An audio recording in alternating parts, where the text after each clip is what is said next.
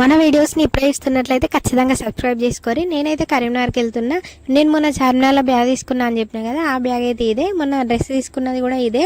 ఇక నేనైతే కరీంనగర్కి వెళ్తున్నా కదా, ఇక మళ్ళీ లియోగాడు ఫేస్ ఎట్లా పెట్టుకున్నాడు చూడరి. మంచిగా చదువుకో, మంచిగా కూడా మంచిగా తిను అని నేనైతే ఇక మళ్ళీ లియోగానికి చెప్పి నేనైతే స్టార్ట్ అవుతున్నా. మంచిగా చదువుకోవడం ఏందనుకున్నారా, జస్ట్ జోక్గా మా అన్ననే అట్లనే చెప్తాం.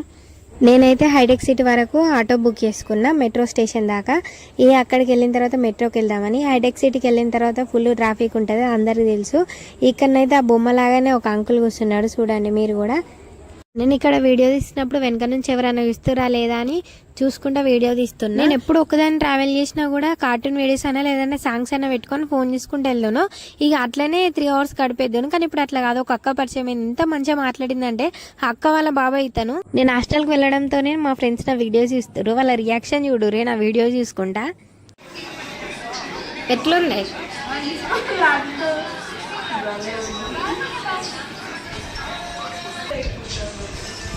మన వీడియోస్ చూసుకుంటే నవ్వుకుంటే నాకైతే మస్తు ఖుషి అవుతుంది. బాయ్ దోస్తులు.